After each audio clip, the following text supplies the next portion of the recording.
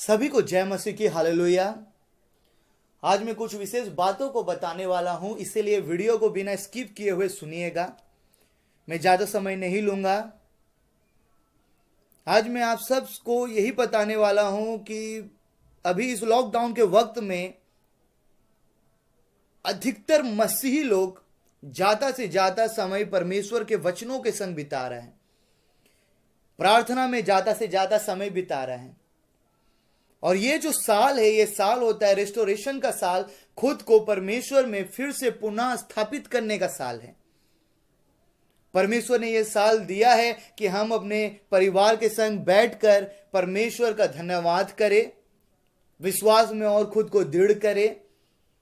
परमेश्वर ने यह साल दिया है कि हम लोग प्रार्थना वचनों में, आत्मिकता में खुद को तैयार करें।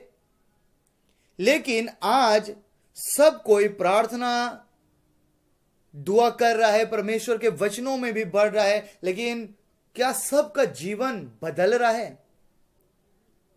जीवन तो वही पहले जैसा ही है। परमेश्वर का वचन बतलाता है, पहला कुरिन्थियों 9 अध्याय उसका 24 पद, क्या तुम नहीं जानते कि दौड़ में तो दौड़ते सभी है, परंतु इनाम एक ही ले जाता है। तुम वैसे ही दौड़ो कि जीतो। देखिए, दौड़ में सब कोई दौड़ता है, लेकिन इनाम किसी एक जन को मिलता है। इसे लक्ष्यहीन होकर मत दौड़िए, लेकिन जीतने का इरादे से आप दौड़ो कि आप इनाम पाओ। परमेश्वर के वचनों में ऐसा लिखा हुआ है। पौलुस कहता है फिलिपियों 3 अध्याय उसका 12 पद से, आइए हम लोग देखेंगे। पौलुस कहता है, यहां मतलब नहीं कि मैं पा चुका हूं या सिद्ध हो चुका हूं, पर उस पदार्थ को पकड़ने के लिए दौड़ा चला जाता हूं जिसके लिए मसीह यीशु ने मुझे पकड़ा था। हे भाइयों, मेरी भावना यहां नहीं कि मैं पकड़ चुका हूं, परंतु केवल यह एक काम करता हूं कि जो बातें पीछे रह गई है उनको भूलकर आगे की बातों की ओर बढ़ता हुआ निशाने की ओर दौड़ा चला जाता हूं, ताकि वह इनाम पाऊं जिसके लिए परमेश्वर ने मुझे मसीह यीशु में ऊपर बुलाया है। देखिए, पौलुस कहता है कि यहां नहीं कि मैं पा चुका हूं या पकड़ लिया हूं। पौलुस बोलता है कि मैं पिछला जिंदगी को भूलकर परमेश्वर में जो नया जिंदगी पाया उसको लेकर परमेश्वर में हर दिन आगे बढ़ रहा हूं। और पौलुस कहता है कि मैं निशाने का ओर दौड़ता हूं ताकि मैं इनाम पाऊं जिसके लिए परमेश्वर ने मुझे मसीह यीशु में बुलाया है। इसीलिए लक्ष्यहीन सा मत दौड़िए। आप परमेश्वर के वचनों में बढ़ रहे हो, आप प्रार्थना कर रहे हो, वेरी गुड, लेकिन आप अपने भीतर एक बार चेक करके देखिए, क्या आपके जीवन में परिवर्तन है? अगर आपका स्वभाव मसीह का स्वभाव का जैसा नहीं हो रहा है, तो फिर आपका प्रार्थना, बाइबल सब कुछ व्यर्थ हो रहा है। आपको शैतान धोखा में रखा है।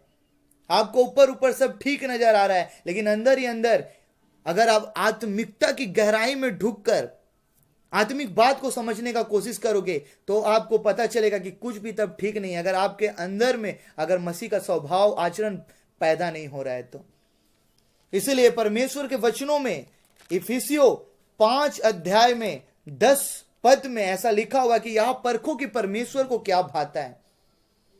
इसलिए अपना इच्छा छोड़ दो और परमेश्वर का इच्छा को जानने का कोशिश करिए। परमेश्वर को क्या भाता है यह परखो।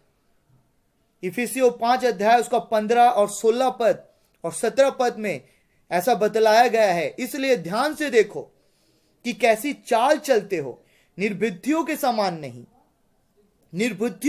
नहीं पर बुद्धिमानों के समान चलो। अवसर को बहुमूल्य समझो, क्योंकि दिन बुरे हैं। इस कारण निर्बुद्धि ना हो, पर ध्यान से समझो कि प्रभु की इच्छा क्या है। इसलिए परमेश्वर का इच्छा केवल बाइबल पढ़ना या प्रभु के वचनों को आप जानो ये नहीं है, लेकिन परमेश्वर का इच्छा है कि आप सुनिए, प्रार्थना करके अपना जीवन को बदलो, यह परमेश्वर का इच्छा है। परमेश्वर का इच्छा है कि आप परमेश्वर के वचनों को अपने हृदय में अधिकाई से बसने तो, और परमेश्वर का वचन को अपने जीवन में काम करने दो। क्योंकि परमेश्वर के राज्य में वचन सुनने वाला धर्मी नहीं है, लेकिन परमेश्वर के वचन में चलने वाला धर्मी कहलाता है। और बाइबल बतलाता है कि देखिए अवसर को बहुमूल्य समझना है, क्योंकि दिन बुरे हैं। आज देखिए, आज हर तरफ अफड़ा तफड़ी मचा हुआ है कोरोना वायरस को लेकर।